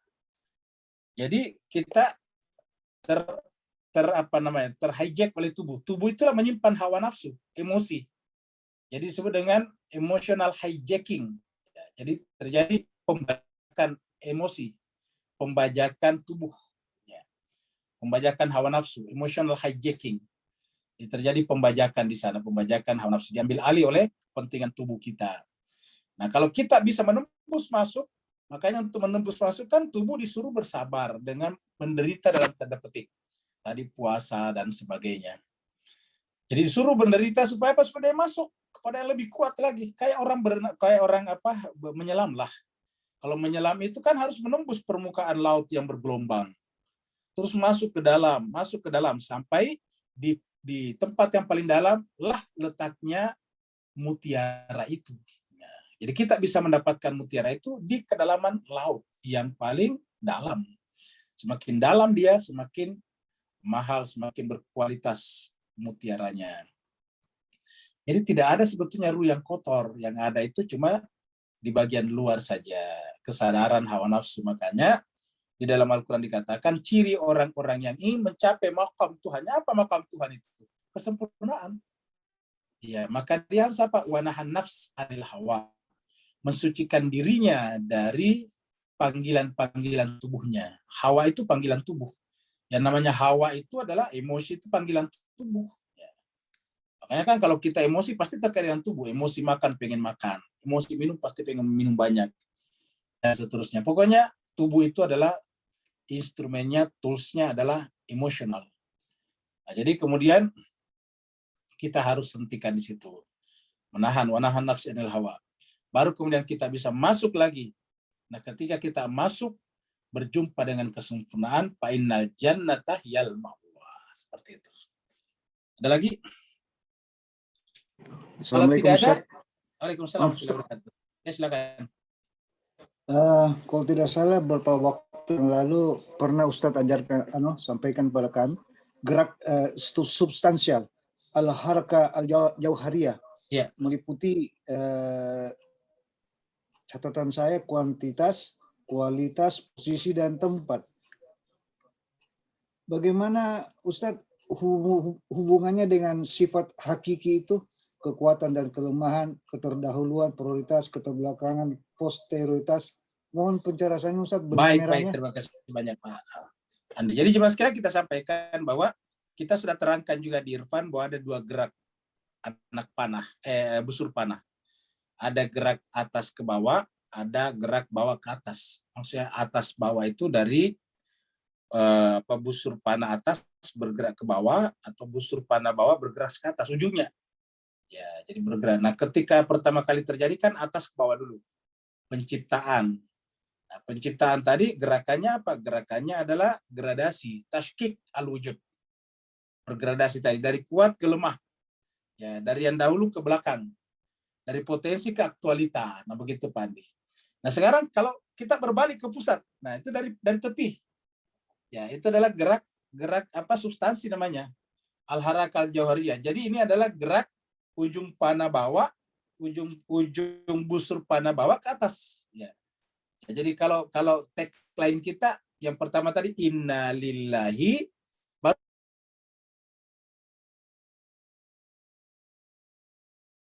gitu. Jadi dua arah. Innalillahi, kita dari Allah itu adalah busur panah atas ke bawah, wa inna ilaihi, busur panah bawah ke atas. Ya, dari bawah ke atas. Wa inna ilaihi rajiun. Nah, pada saat dia innalillah itu adalah tashkik al-wujud. Pada saat wa inna ilaihi rajiun itu adalah gerak substansi tadi, haraka jauhariyah. Nah, kita bergerak dari mana tadi? Dari tepi tadi. Kalau tadi dari atas, dari pusat ke tepi. Nah, sekarang karena kita ingin menyempurnakan diri kita, Tuhan membuat kita start dari tepi. Ya, bergerak masuk. Finishnya di mana? Pada diri dia. Ilaihi, kepadanya lah kita harus rujuk kembali. Kepadanya lah kita kembali. Itulah yang disebut dengan proses penyempurnaan. Seperti itu. Saya kira Bapak sekalian terima kasih banyak atas perhatiannya. Ustaz, Ibu ya. Novi Ratna ingin bertanya. Silahkan Bu Novi. Oh ya, silakan. Bu Novi, silakan Bu. Ya, Assalamualaikum Ustadz. Waalaikumsalam. Mohon maaf ini saya baru sekali masuk gitu, jadi masih meraba-raba. Yang pertama, yang dimaksud Ahmad itu apakah Nur Muhammadiyah? Itu aja Bu. Enggak, itu yang pertama Ustadz. Kemudian yang kedua, tadi disebutkan kalau hakikat yang zatnya itu adalah hakikat zat wujud itu adalah bergradasi gitu dan beragam gitu ya. Nah, saya yang selama ini saya dapatkan gitu bahwa kalau wujud itu kita tidak bisa menjangkau zatnya gitu, jadi hanya namanya gitu. Jadi di sini saya agak bingung ketika disebut zatnya itu, Ustadz. Itu dua hal itu, Ustadz. Terima kasih. Baik, terima kasih banyak Bu Novi. Jadi cuma sekalian kepada Bu Novi kita sampaikan supaya bisa mengejar kita, karena kita juga belum terlalu jauh, baru halaman berapa tadi, halaman 50-an. Ibu bisa membeli buku Bidayatul Hikmah ini, Syarah Bidayatul Hikmah. Atau yang kedua, kalau tidak beli, bisa ngambil di playbook. Di playbook ada buku gratis. Jadi masuk di playbook, tulis aja di sana Syarah Bidayatul Hikmah, nanti keluar buku ini. Nah, jadi kalau di Syarah Bidayatul Hikmah ini kayak gini Bu, ini buku ini, playbooks. Bisa lihat ini Bu, ini playbooks. Ya, ini di playbooksnya. Kalau tadi saya bikin di sini biar lebih besar. Ini aslinya playbooks. Ya, ini. Oke. Ya, nanti Ibu ambil dari sini nih, ini enak dibaca di sini berhalaman-halaman ya. Ini kita sekarang sudah sampai tadi di halaman ini tadi malah tadi. Ya, halaman ini, halaman 100 berapa tadi ya? Ya, jadi sampai halaman berapa tadi? Nah, ini. Ah, ini dia. Sampai di sini tadi nih. Ya. Screen share Ustaz nggak kelihatan Ustaz. Ya? Screen Oh, share-nya iya. nggak kelihatan. Oh ya, oke. Sorry, belum masuk ya. Oke. Kita masuk dulu ya. Oh, mohon maaf ternyata Bu Novi ternyata tidak masuk di screen. Jadi saya tunjukkan lagi Bu Novi ya nih. Ini adalah ini lihat dari layar ini playbooks ya. Kalau yang tadi ini pakai teks karena biar lebih besar. Saya potong-potong satu halaman. Kalau ini dalam bentuk playbooksnya nih ya. Ini tadi kita sampai di halaman ini tadi kita bahas ya. Jadi ini Ibu bisa baca dari awal nih. Ya. Ini sudah sampai 100-an. Ya, jadi kita bisa kejar dari awal. Karena nanti semua yang Ibu tanyakan tadi ada di sini. Tapi kita terangkan dulu. Yang pertama tadi, apakah disebut dengan Nur Muhammadi tadi? Jawabannya iya. Jadi bagaimana caranya menjelaskan Nur Muhammad ini? Ini pembahasan ini juga bersambung Bu Novi dengan Irfan. Jadi sebentar malam kita ada belajar Irfan. Itu bersambung, berkesinambungan. Cuma kalau di di hikmah ini murni menggunakan akal. Jadi di sini tidak pernah kita temukan ayat. Kalau ayat cuma saya tunjukkan. Kalau di bukunya nggak ada. Kenapa? Karena murni akal. Bagaimana menjelaskan wujud itu, Tuhan itu secara akal. Sedangkan kalau Irfan, itu pakai dalil. Kalau sudah pakai Irfan, pakai hadis, pakai ayat, begitu. Karena Irfan ini sudah lebih spesifik Islam. Ya. Jadi kalau hikmah ini harapannya bisa menjadi alat komunikasi kita dan seluruh manusia berbicara bahwa Tuhan itu ada. Nah, persoalannya bagaimana Tuhan yang ada yang tadi disebutkan wujudnya tadi tunggal itu bisa menjadi kok banyak. Nah, begitu. Maka kemudian tadi dikatakan bahwa wujud itu tunggal. Yang ini pertanyaan kedua. Wujud itu tunggal. Tunggal dalam pengertian wujudnya memang tunggal. Ya, wujud itu tidak banyak, wujud tunggal. Ya, yang kedua adalah zatnya juga tunggal. Kenapa? Karena tidak boleh tersusun itu zatnya, Bu. Kalau dia tersusun, ya berarti kan ada yang mendahului. Karena kalau tersusun kan berarti penyusunnya mendahulunya. Seperti batu bata, seperti tembok, ada pendahulunya yaitu batu bata dengan semen. Nah, zatnya itu tunggal dalam pengertian tidak tersusun, tidak murakab, tidak terstruktur. Tidak ada strukturnya. Kenapa? Karena kalau ada strukturnya, dia akan didahului oleh strukturnya. Didahului oleh penyusunnya. Nah, berarti ada yang mendahului zatnya. Tidak mungkin, itu mustahil. Nah, kemudian bagaimana caranya yang tunggal, yang tidak, yang simpel itu kok tiba-tiba melahirkan yang banyak? Nah, itu yang kita bicarakan di sini. Lahirlah tadi buah sifat zatnya, bukan zatnya banyak, sifat zatnya. Ya, sifat zatnya. Kita tidak tahu persis zatnya, tapi sifat zatnya saja. Sifat seperti tadi karet, hakikat karet kita tidak tahu kalau kita bukan ahli karet, ahli getah. Tetapi kita tahu sebagai orang awam bahwa yang namanya getah itu kan fleksibel, elastis. Ya. Disebut getah karena dia elastis. Jadi sifatnya begitu. Tapi apakah unsur-unsur yang bentuk karet itu, unsur kimianya kan orang awam kita tidak tahu. Nah, begitu dengan zatnya Tuhan, kita tidak tahu. Bahkan Nabi mengatakan, wala tafakkaru fi zatillah. Jangan pernah berpikir tentang zat Tuhan. Tetapi tafakkaru fi khalqillah. Nah, pertanyaan ketika kita berpikir tentang khalq, ciptaan, bagaimana ciptaan itu terbentuk dari dia yang tidak memiliki kesamaan sama sekali dengan apapun juga. Nah, inilah yang dijelaskan di dalam hikmah Bu Novi, begitu. Nah, maka salah satu penjelasan untuk menjelaskan dari yang tunggal lahirlah banyak ini kan tunggal Tuhan. Tetapi alam semesta ini kan banyak, plural, majmuk. Ya, menjelaskan bahwa sifat zatnya Tuhan itu bukan tunggal, bukan jamak, sifat yang melekat pada zatnya adalah bersifat gradatif, ya, gradasi. Yaitu sifat. Seperti tadi getah, sifatnya apa? Ya, itu elastis. Elastis bisa dilonggarkan, bisa dikecilkan. Itu elastis namanya. Kalau dilonggarkan bukan berarti karetnya bertambah, ingat jemaah sekalian. Ambillah karet, ambillah getah. Ya, diperlebarkan bukan berarti getahnya bertambah banyak sehingga menjadi lebar. Ya. Kalau dikecilkan bukan berarti karetnya atau getahnya berkurang. Itu juga. Cuma memiliki sifat elastis sehingga bisa membesar, bisa mengecil. Nah, begitulah juga Tuhan itu zatnya tidak bertambah ketika dia bergradasi, dan zatnya tidak berkurang ketika kemudian terjadi gerak dari ujung kembali kepada dirinya, ilaihi rajiun tadi. Jadi itu yang bisa kita tangkap supaya bisa kita gunakan menjelaskan bagaimana caranya yang alam semesta, kehidupan ini yang plural, yang jamak, bineka, muncul dari yang tunggal. Kan itu sebetulnya problemnya Bu Novi. Menjelaskan bagaimana caranya yang banyak ini kok muncul dari yang tunggal. Sementara yang tunggal itu benar-benar berbeda dengan yang jamak. Kalau yang tunggal itu tidak berbeda, maksudnya sama dengan jamak, nggak masalah. Seperti tadi mangga, kita lihat tadi mangga. Dari 1 biji mangga menjadi banyak, tapi kan sama persis. Yang banyak itu kan tetap sama dengan yang tunggal. Tetapi Tuhan kan tidak begitu. Tuhan itu dari tunggal menjadi jamak, tapi yang jamak ini benar-benar pure, berbeda dengan yang tunggal. Nah, bagaimana menjelaskan ini? Salah satu penjelasannya adalah teori prinsipalitas wujud ini, seperti itu.